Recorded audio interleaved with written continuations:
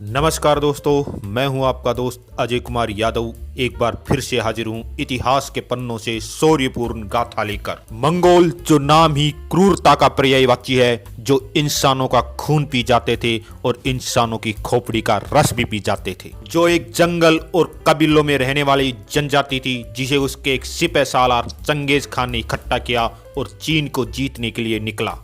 चीन को फतेह करने और मिट्टी में मिलाने के बाद चीन के प्रत्येक शहर के अंदर आग लगा दी गई। चीन स्त्री और बच्चों का भी कत्ल कर दिया गया, स्त्रियों के साथ बलात्कार किया गया, शहर के शहर खाक में मिला दिए गए। सभ्यता और संस्कृति का वहां पर नामो निशान नहीं छोड़ा गया।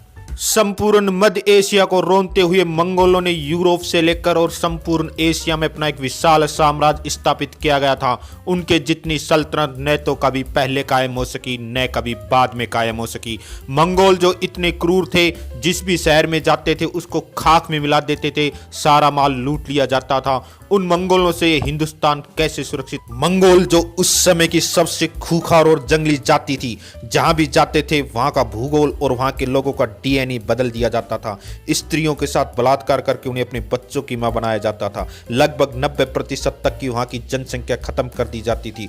खोपड़ियों से अपने मनोरंजन के लिए मीनार बनाई जाती थी। खोपड़ियों का रस निकाल करके पिया जाता था। ऐसे क्रूर और जालिम जनजाति ने इतिहास की बहुत सी सभ्यता और संस्कृतियों को नष्ट कर दिया, लेकिन भारत में उनके सामने दीवार बनकर खड़ा था भारत का महान सुल्तान अलाउद्दीन खिलजी। मंगोलों की सल्तनत विश्व इतिहास की सबसे बड़ी सल्तनत सिद्ध हुई है। 1296 ईस्वी में अलाउद्दीन खिलजी दिल्ली के तख्त पर विराजमान हुआ।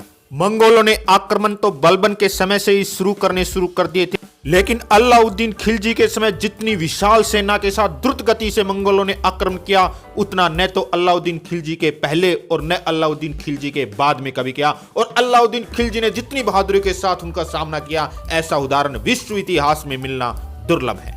सन 1297-98 ईस्वी में दावा खा के सेनापति कादिर खान ने अलाउद्दीन खिलजी पर आक्रमण किया।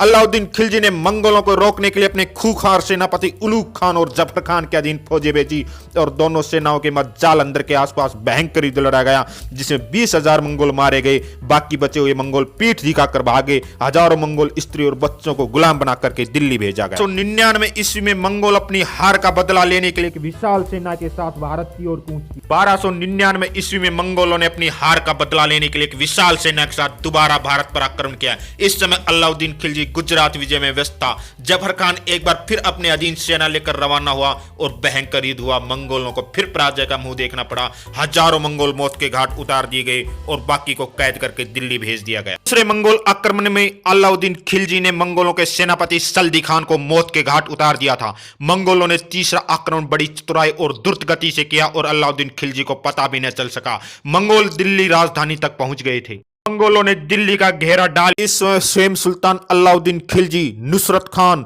उलूग खान और जफर खान ने मंगोलों के साथ युद्ध किया। मंगोलों का भयंकर कत्ल कर दिया गया। जफर खान ने इस समय अद्वितीय शौर्य का प्रदर्शन किया। मंगोल सेना पीछे भागने लगी। जफर खान ने 18 कोस तक मंगोलों का पीछा किया।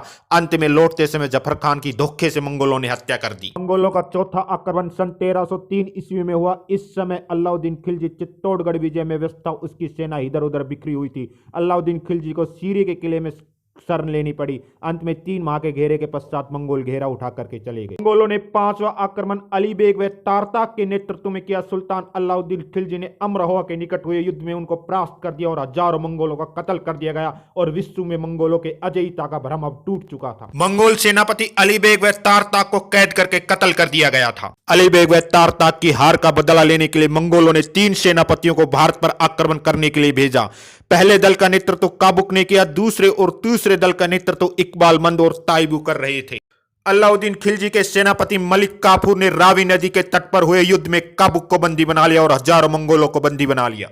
इकबाल खान और ताइबू नागौर की तरफ बढ़े, जहां मलिक काफूर ने तेज गति से हमला करके इकबाल खान और ताइबू को भी हरा दिया। इस समय 50,000 से अधिक मंगोलों को बंदी बनाया गया। दिल्ली ला करके उन सबको हाथी के पैरों तले कुचलवा दिया गया। उनके सरों को काटकर बंदायूं के फाटक में चिनवा दिए गए। कुछ मंगोलों के सरों को सीरी के किले के अंदर चिनवा दिया। अगर अलाउद्दीन खिलजी न होते तो भारत का भूगोल, इतिहास और भारत के लोगों का डीएनए भी बदल जाता। भारत को व्यापक विनाश से बचाने वाला अलाउद्दीन खिलजी वास्तव में एक महान योद्धा थे, जिन मंगोलों के समक्ष दुनिया की की सभी सल्तनतों ने घुटने टेक दिए, जिन्होंने हर जगह की सभ्यता और संस्कृति को नष्ट कर दिया। उनके अजेयता का भ्रमण एक अलाउद्दीन खिलजी ने तोड़ा था। ऐसे महान सुल्तान वास्तव में प्रशंसा के पात्र हैं।